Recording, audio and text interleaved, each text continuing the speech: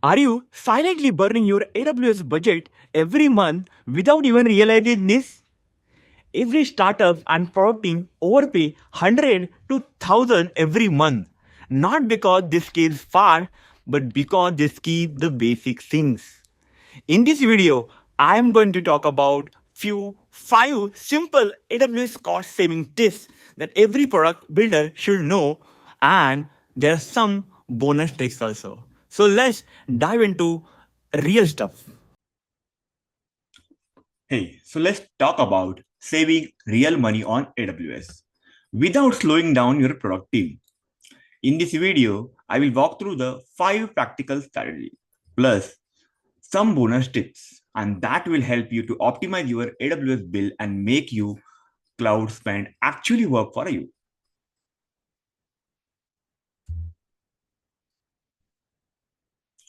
First thing, right size your resources means that the easiest way to waste money on AWS is over provisioning. Have been there, spinning up larger instances just in case, never revisiting again. So, but right sizing isn't about the cutting the corner. It's about aligning what you actually need with what you are paying for. And this is one of the quickest and most impactful way to reduce the AWS cost. In one of the projects, we also swapped 4 EC2 instances from T3 medium to T3 micro and instantly save 15,000 INR per month with the zero performance it.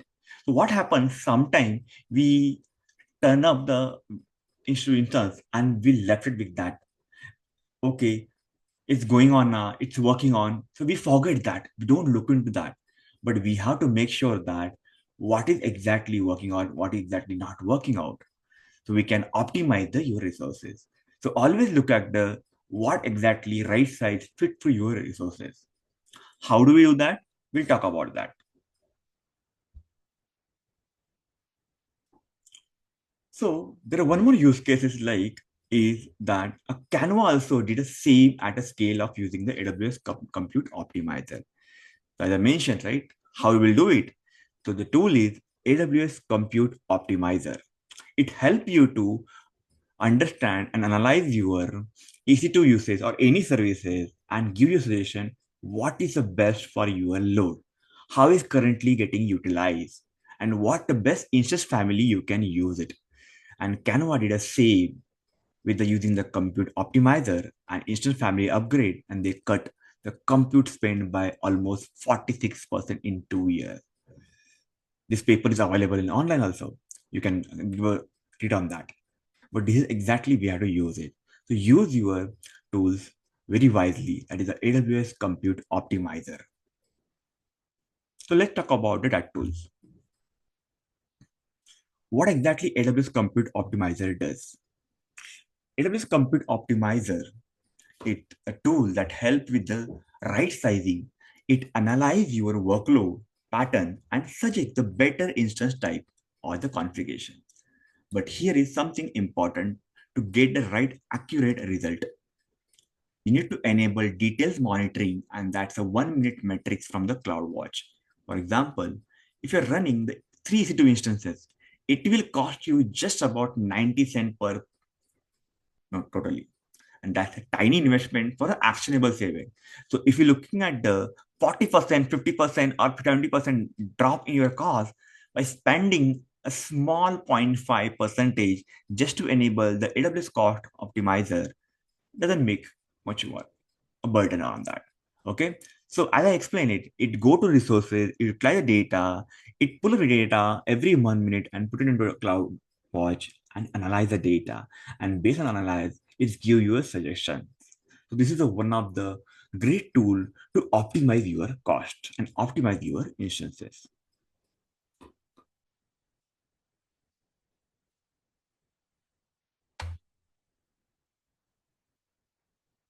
So next is AWS cost optimization hub. If you want to have a broader view of your cost saving opportunity, then check out the AWS Cost Optimization Hub. It brings together over 15 types of recommendation in one place, and you will get answer to the key question like how much I can save by right sizing, which account have the most saving potential, and what are the top 3 cost saving action should I take. This help you with the best possible way to optimize it. You need to enable the cost optimization hub with the giving a right access to an IAM. Next is auto scaling is equal to smart scaling. Yes, auto scaling is one of those features we think that we will set up later. We'll check out later. We'll see that how load is come out, how things will come, and then we'll figure out. But that delay costs you. Okay. Let's be honest, auto scaling is something that many teams delay, but longer you wait, more you overpay. With the auto scaling, AWS can increase and reduce your capacity based on your actual usage automatically. And it is one of the smartest way to align usage with your cost. So we use auto scaling for dev and test environment to scaling to zero at night and saved over 60% in the first month. Along with that, I have done use the park my cloud mechanism also to park offline like office hour off hour in offices and weekend around that one. So auto scaling also help us when there is a no use like on a particularly lunch break or some other break, it's obviously scaled down to zero and it save your cost. So auto scaling. So how do you do that? You can have a combination park my cloud using the sum mechanism plus the auto scaling that it can reduce your cost. Next is the spot instances. Spot instances are actually hidden gem. They use can be up with the using of the spot instances can be up to 90% cheaper than on demand if your workload can handle interruption or it's no brainer. Okay, so let's talk about like how it can be handled. Like spot instances let you use unused EC2 capacity at steepest discount, like up to 90% compared to the on-demand prices. And it's best for uninterruptible workload, like ideal for fault tolerance, flexible workload like a batch job, big data processing, CI/CD, stateless web server, like that. You cannot use for the 24-hour running workflow. It can be an uninterruptible workload. Can be interrupted irreflexively that the instances with a 2-minute warning, it need a capacity pack. Yes, obviously, the spot instances can be a pullback based on the demand. Okay, so that, but they will give you a 2-minute warning so that you can interrupt it and you can go back to your fallback mechanism. So, but I suggest you explore the spot instances for a specific workload and you will save a lot of cost in these next. Let's take example how Canva did that. The Canva project created by is for free user who are on a free plan run on a spot instance. Can you believe that? Yes, the paper says that it is the official AWS paper says about the Canva use case study is that project created by Canva for a free user. The Canva has a two plan, right? Free users and a premium user. So free user who are on a free plan run on a spot instances. By contrast, project of Canva Pro user can be backed by the AWS in on-demand instances for the greater reliability. This is how exactly use it. So if you can identify your need, your demand, so you can figure out which instance type you can use it, either required on demand or the on spot one. So this is the best example where the big brand also using it and saving their cost very hugely. Next is, and very important also, because everyone store everything into this S3 bucket.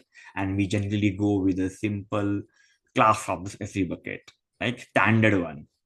So S3 standard for everything. That's like a paying first class rate for archive PWP also. This is something which we need to think about it. Many teams stick to a S3 standard for all data, but that's not always efficient. If you're storing the things like old logs, infrequently accessed file, that overkills your options. So use S3 intelligent tiering. It automatically shifts your object between the access tier based on the usage. So that if you object is not using for a frequently basis, it automatically move to the specific tier. That is the infrequent one. Okay, you can see that The example of Airbnb. Airbnb use Amazon S3 intelligent tiering. How it use that? It manage and save and store costs using Amazon S3 intelligent tiering by delivering automatic cost saving by moving object between the four axis tab when access patterns change. And by using this one, they able to reduce the cost by 27%.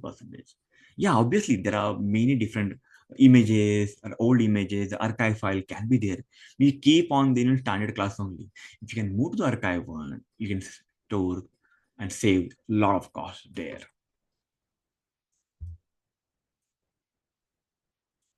Next one is monitor your budget and anomaly detections. Yes, like I remember we once caught misconfigured ECS task and that was about to cost us 1.2 lakh INR per month. But thanks to a simple budget alert, what you can fix, what you don't see. So the AWS budget and anomaly detection let you set your cost threshold and get alert and detect unusual spending. It is like putting a smoke alarm on your cloud budget. Combine that with the cloud, the cost explorer, and the cost and usage report. So you will never be surprised by the AWS bill again. And this is, I'm telling you from the personal experiences. So make sure that you enable the monitor with budget and anomaly detection in your cloud cost. And last but not least, some bonus tip before we go to, you can see this, the cloud explorer per cloud is how it look like. And you can see that where exactly spending is going on it. Like how easy to is getting cost, how easy to others are getting cost, how VPC are getting cost, what is the pattern for each month, how it is getting in. This can help us to identify your cost predictions.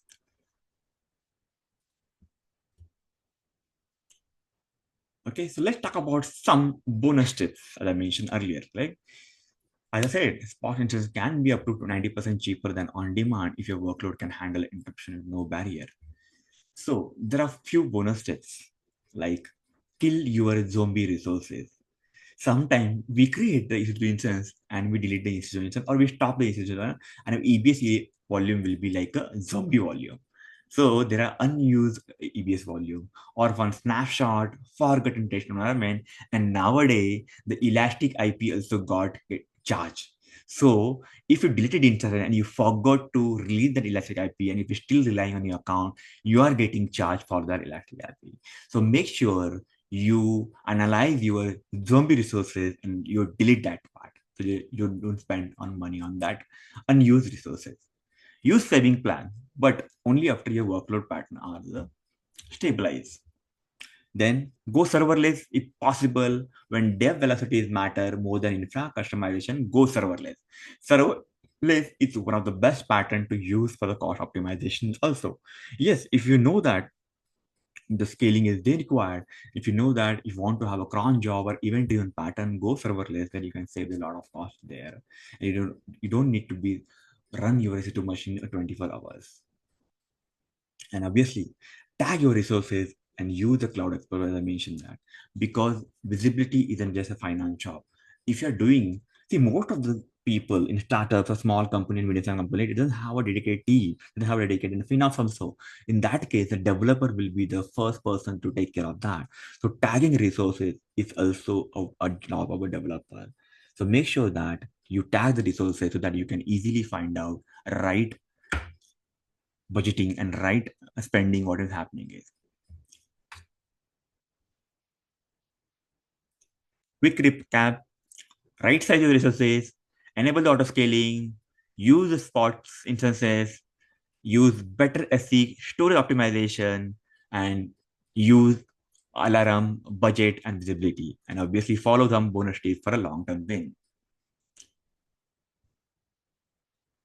So thank you for watching this. As always, build smart, scale fast, and spend less. If you have any query, any comment about this, the tips which I shared online, feel free to drop a comment. Thank you.